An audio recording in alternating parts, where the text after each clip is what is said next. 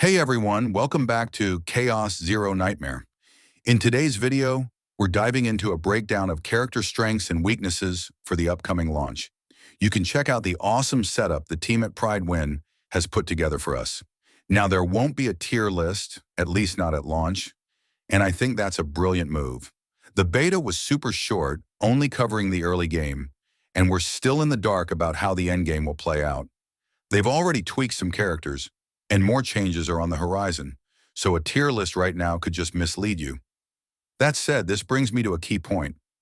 When we look at these rankings and where characters shine, keep in mind that updates might shift things around. The Pride Win crew will be all over this post-launch, analyzing multipliers, skill tweaks, and more to keep things balanced. But don't expect a tier list early on. This is the best overview you'll get for now. We'll have deeper insights once the game drops, and I'll cover more then. For now, take everything with a grain of salt, especially about who's strong where. The real takeaway is understanding each character's design and core strengths. Nerfs might adjust numbers, but the identity stays. I'm excited to run through most of the characters, focusing on SRS and giving you quick summaries. There's so much flexibility in this game with character builds. Even if a character's labeled for decent single-target damage, you can rework their deck to focus entirely on support.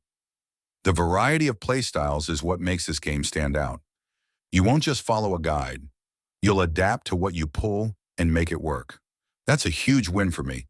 That said, rerolling on day one is still on the table. More on that in another video. Stay tuned, folks. Future follow-up vids are coming. I've added timestamps, so feel free to skip to your favorite characters. I'm rambling because I'm hyped, but let's jump in. The rankings are split into damage dealers, shielders, and supports.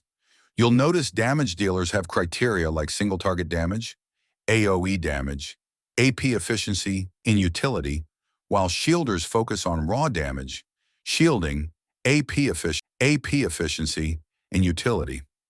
Let's start with Hugo, my personal favorite. This guy's a blast. I can't wait to play him with his two robot dog pets. His stats show high single-target damage, but almost no AoE.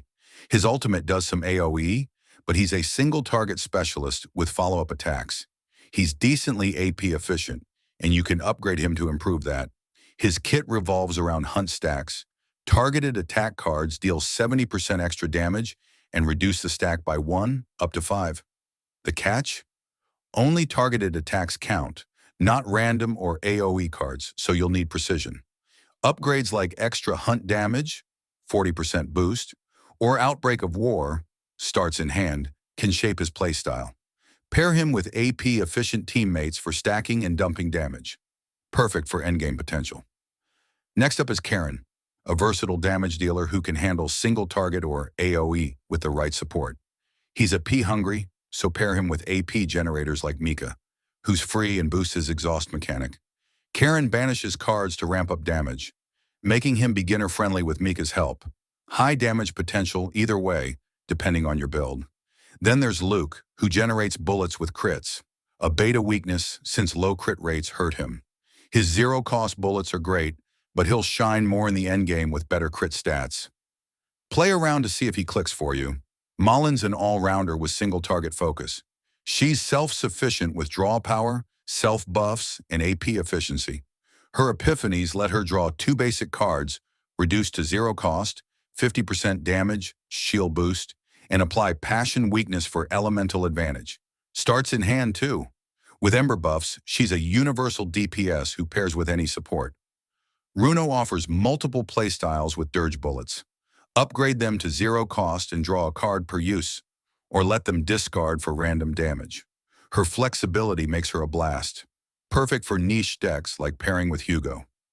Rin's a selfish DPS, thriving in Dark Cloud stance, boosts her attacks, but loses it if allies use attack cards. She's a single-target beast if you build a support-only deck around her. Veronica leans toward card draw support with sub-DPS potential. Her ballistas deal solid damage, but her zero-cost draw 3 for allies card is a standout. Pair her with Hugo for draw power and ballista procs. For SR damage dealers, Tresor Free and Selena catch my eye. Tresor's Agony DOT is cool, while Selena can spec into support. Barrel's free but clunky with expensive cards and weak shielding. Lucas mimics Luke but feels less impactful. Among shielders, Calipe's a unique case. High AoE damage with celestial cards. Dumps high-cost cards for free. Her Vulture launch, Retain Retrieve, is strong, but changes are coming, still worth re-rolling for her bird pet. Magna stacks counters and gains 20% shield per turn, excelling as a supportive shielder. Amir's your free shielder option, while Maribel tops shielding with upgrades like 30% shield from ally attack damage. Ideal for road-like modes. In supports, Alhir's a jack of all trades with scaling creation cards, healing, shielding, damage.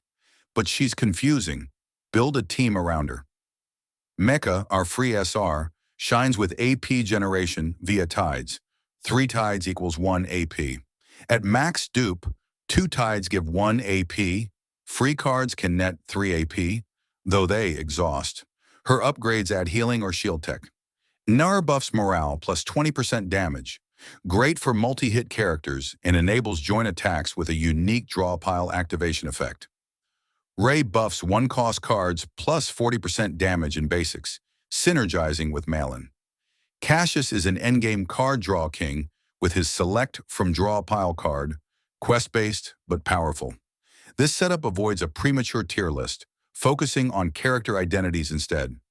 Changes will come and will update accordingly. I'm stoked for launch. Thanks for watching and catch you next time. Cheers!